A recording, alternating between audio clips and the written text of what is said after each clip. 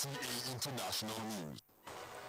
Partnership between tiers of government receives a boost for all-year farming in the country. House of Representatives challenge Federal Road Maintenance Agency to brace up in fixing roads in the Northeast. On special assignment, correspondent takes a look at forensic approach in the fight against corruption.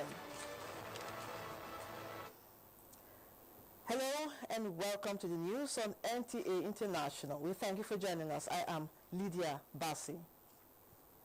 The People's Democratic Party has joined the other Nigerians in wishing President Muhammadu Buhari good health as he continues to pilot the affairs of the nation. Speaking to political correspondent Abdullahi Garba Benin Kudu, the chairman of the PDP Board of Trustees, Senator Wali Jibril, said the entire PDP members are happy over the safe return of the president to Nigeria. The opposition that is reasonable. He is the president of Nigeria, and by the grace of God, God gives health, gives us death. We rejoice with our people.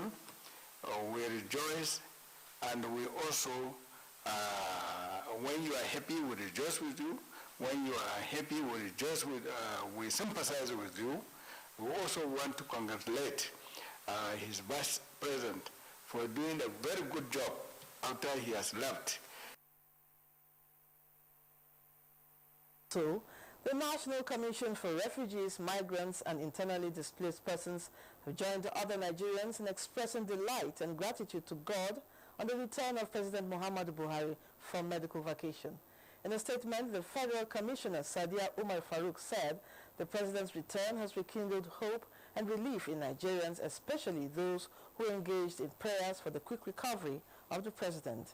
She expressed confidence that the president's return will open a new vista in consolidating the gains recorded in the war against insurgency and anti-corruption fight, and called on Nigerians to support the government and uphold prayers for the peace in the country. The Federal Commissioner also reiterates the unflinching commitment of the Commission to discharging its mandate of providing succor to persons of concern, in line with the President's commitment to ensuring that IDPs return to their homes. The National Emergency Management Agency, NEMA, has deployed a rescue helicopter, 3 mobile intensive care unit ambulances and 3 rapid intervention vehicles to Kaduna State to join other stakeholders in providing support for emergency operations in the state. The helicopter is to be used for medical patrol, while the 3 ambulances with the rapid intervention vehicles are stationed along Jere and Katari towns, Kaduna Abuja Road and Kaduna International Airport. The ambulances are used to administer first aid treatment and stabilization for trauma victims on their way to the hospital, as it also serves as a mobile hospital with the capacity to carry 1 critical and 1 less critical victim. The Federal Road Maintenance Agency, FEMA, is being lauded for steps taken in repair works on federal roads in the northeast region of the country. House of Representatives Committee on FEMA says, despite operational challenges, FEMA should brace up to cover more roads. Ladi Bala reports. The House Committee Chairman Adamu Kamale, who noted with concern the deplorable nature of most roads, particularly in the northeast, which has suffered infrastructural setbacks due to activities of insurgents, said the current administration is determined to give Nigerians a better deal. The oversight visit centered on monitoring of direct labor work by FEMA on patching of potholes and overlaying of asphalt on certain portions of the roads in all the 3 states visited. Road construction awarded to some firm currently ongoing were also inspected by the committee. While briefing the members, FEMA Zonal Coordinator Northeast and all the contractors on sites identified inconsistency in release of funds and lack of availability of materials such as bitumen as major challenge hampering quick execution of projects. The committee members, who were thorough during the inspection, applauded FEMA for doing a good job on the roads and called on the private sector to take advantage of ongoing road construction and establish functional quarry to boost economic development. The issue of change, we will not accept it, whether materials are available or not.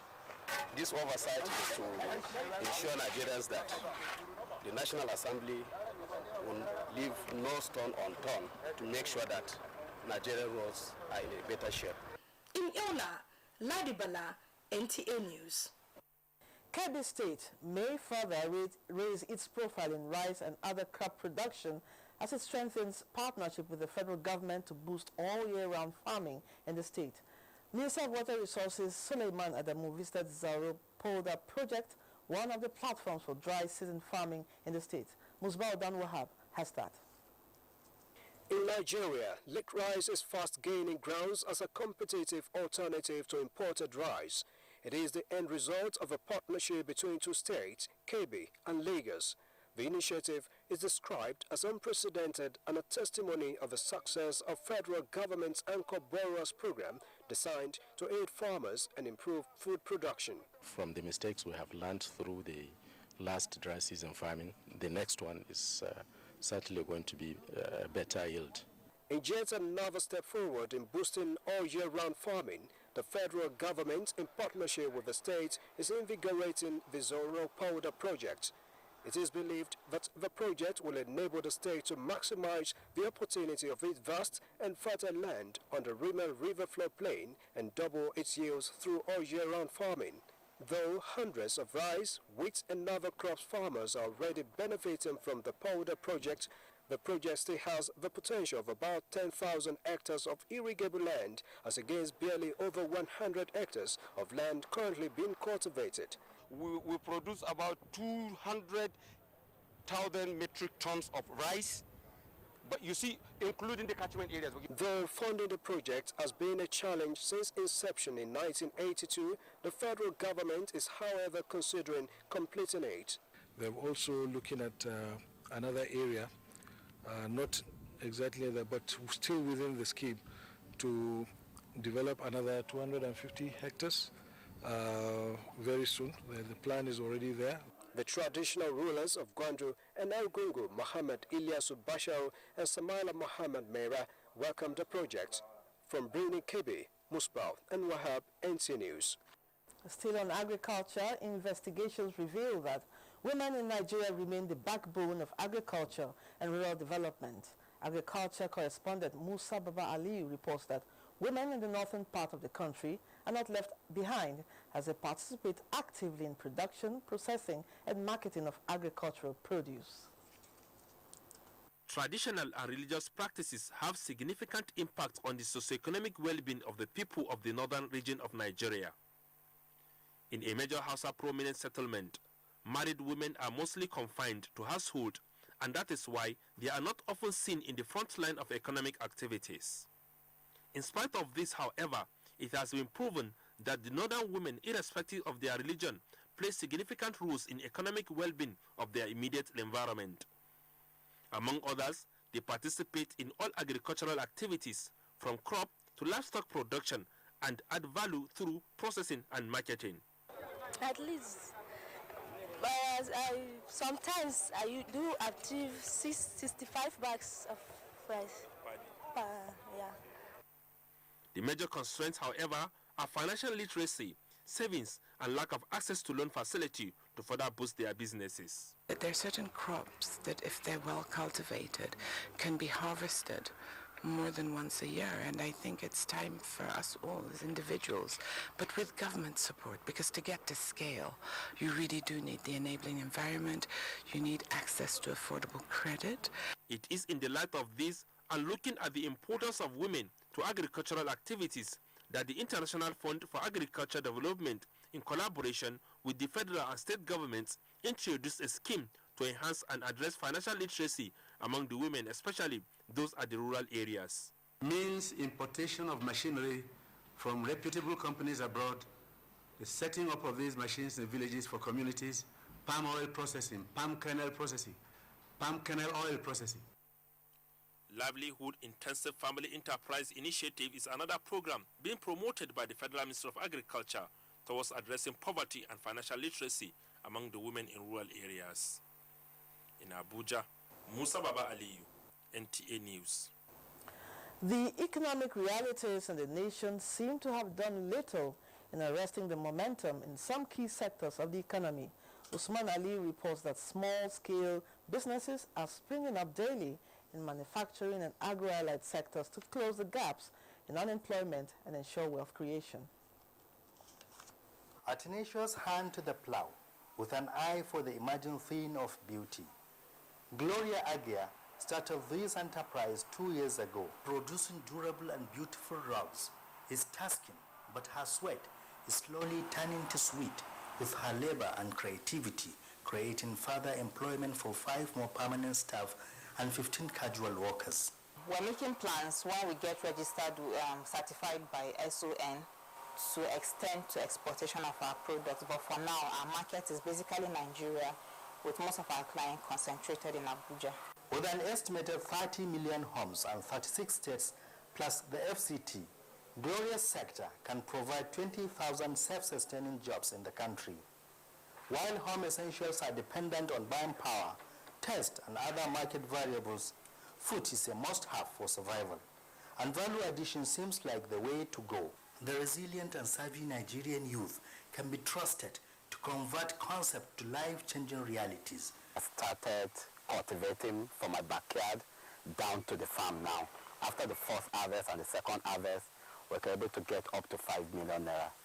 Tomato is a vegetable, but in Nigeria's booming agric sector, it is one of the low-hanging fruits. The varieties of tomato which we produce, you can harvest and keep in a better condition, and it will last for good 30 days, the proper tomato without decomposing. According to a research conducted by Renaissance Capital, an expert on investment banking, Nigeria's economy is capable of attaining a value worth $1 trillion in 2025. This perhaps is associated with vibrant and attractive market players with the population and abundant resources as key.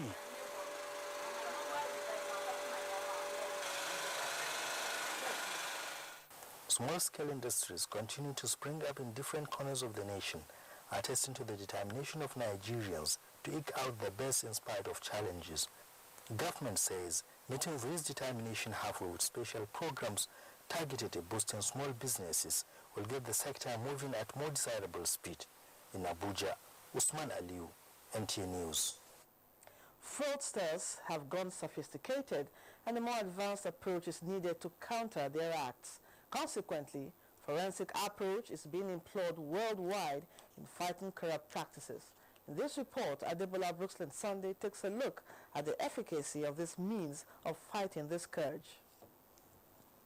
Recent happenings in most parts of the world have exposed the growing greed of human beings and the art of camouflaging accounting facts. This manipulation has led to the deployment of modern technology in waging war against fraud and other corrupt practices. One of these means is forensic auditing. In most developed nations, auditors are provided with forensic audit and investigative skills to enable them block all leakages. In this case, scientific approach are deployed where fingerprints, cheek cells, saliva, and other contact points undergo laboratory scrutiny. So you train the history, so I'll be able to know where this crime came from, what are the things that have ignited or contributed. And what it does is tells you who did it, why, when, and where, and how to stop it next time. Nigeria is one of the newest countries in the world to embrace this technology, which analysts believe would have prevented some missing funds in the country. They are now making use of some sophisticated mechanisms. So if we continue to make use of the old way, it means we are living in analog, and it is impossible for you to use analog to fight digital. Then forensic auditors must be brought on board to ensure that we will assist government in fighting corruption. On its part, the present administration has shown its commitment by encouraging Nigerians to blow the whistle immediately they suspect any wrong move. Appreciation and congratulations to the government and to the government of the day, to the Minister of Finance, Minister of Information, for ever thinking of that idea. Nigerians cannot wait to unravel a lot of covered funds, hidden treasure of this nation, which belong to all of us. Experts want Nigerian government to fully adopt forensic and investigative audit for the successful fight against corruption. Adebola, Brooklyn Sunday, NTA News. You are watching the news on NTA International, reaching you from Abuja, Nigeria's capital. We have more and more news in a moment. Stay with Africa's window to the world. You are watching NTA, Nigerian Television Authority. For more information and news updates, visit our website at www.nta.ng, or you can follow us on Twitter at NTA News Now, or you can like us on Facebook at NTA Network News. Stay connected on our YouTube channel at www.youtube.com/NTA News Online. Watch our live stream at www.nta.ng/live. NTA, you can't ignore. Thanks for being there. It's over now to Uche Mwizu on Week in Review segment of the news.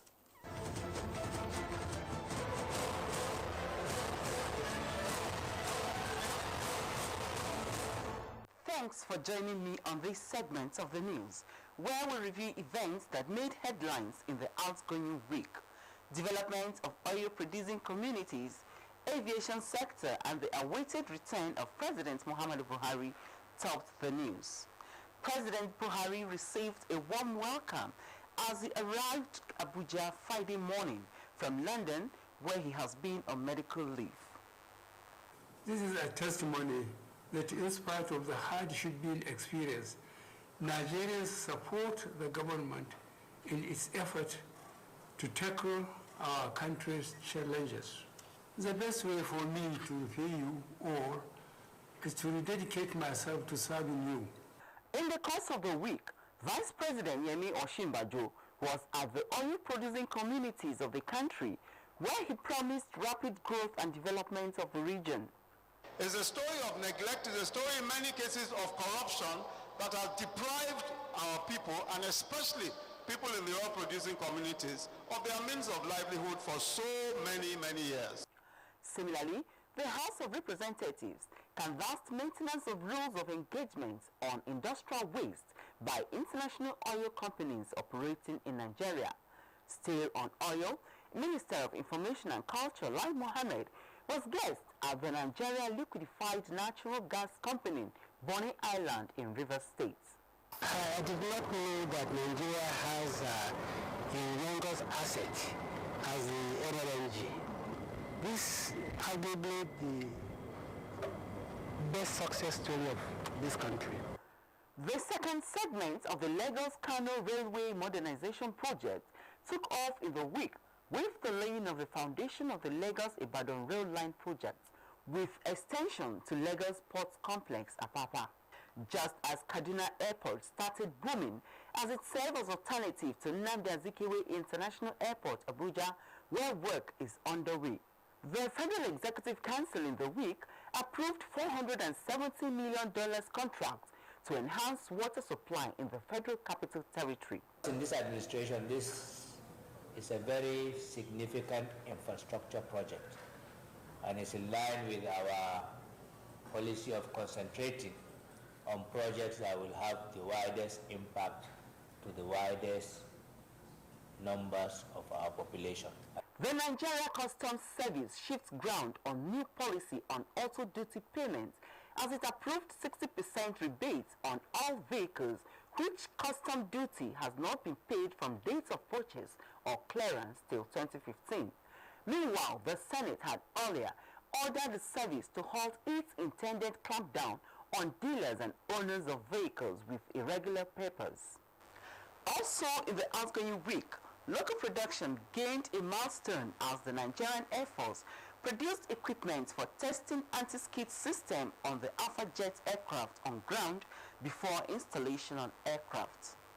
And Major General John Enenche became the new Director Defense Information of Defense Headquarters, Abuja. On the judiciary, Justice Walter Onogen took oath as the 15th Indigenous Chief Justice of Nigeria.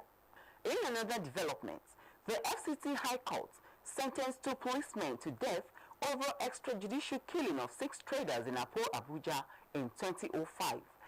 And the anti-corruption war claimed former governor of Adamawa State, James Ngilari, as Yola High Court sentenced him to 5 years in prison without option of fine. The political scene in Nigeria was charged with INEC's announcement of 16th February 2019 as the date for presidential election. And Nigeria got a clean bill of health by members of the UN Security Council after their assessment visit to the Northeast. On the foreign scene, South Africa revoked withdrawal from the International Criminal Court. On this note, we end this segment of the news. I am Uche Mwizu. The rest of the news continues shortly. Thanks, Uche.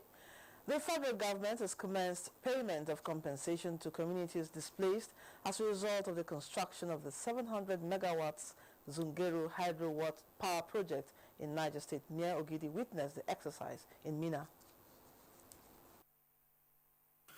22,000 persons are living in 98 communities with over 15,000 farmlands and 6,700 property estimated for compensation at the Zungeru hydropower project site. Payment of compensation for cash crops and economic trees, which started earlier, was stalled due to misunderstanding.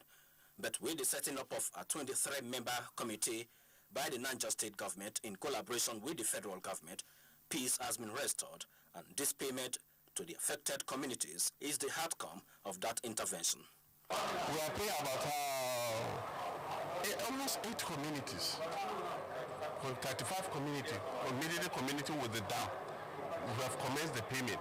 With this payment, the coast is clear for the federal government to complete the 700 megawatts project on record time. Those people that we are paying now, we are paying them so that they can leave the site where they are blasting rocks, so that it won't affect them individually or collectively. Speaking for the community with full confidence that our people are willing and ready to assist in whatever way we can.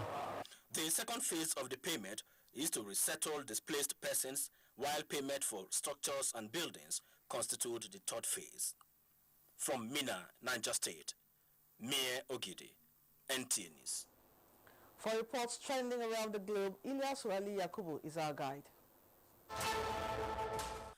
Cyclone Enao killed 38 people, injured 180 others, and displaced 53,000 after it slammed into Madagascar earlier this week.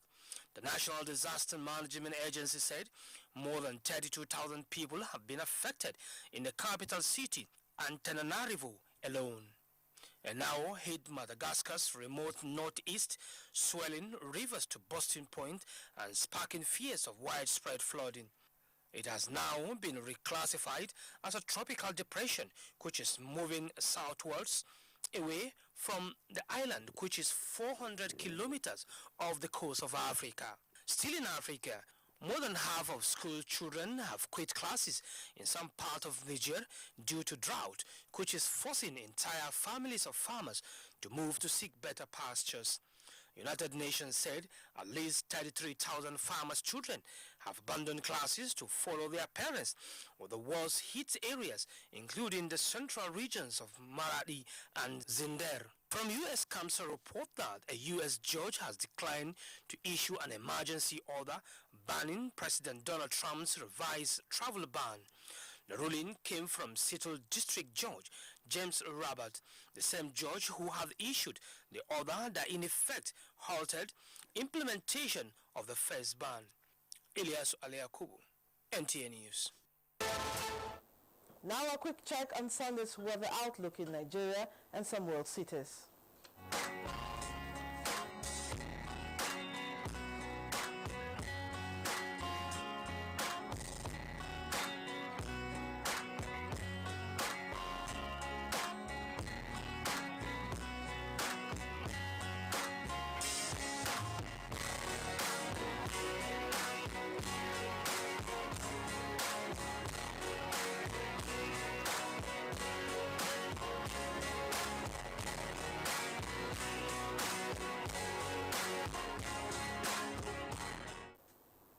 And it's a wrap on the news. We thank you for your time. Bye for now. I'm Lydia Bassi.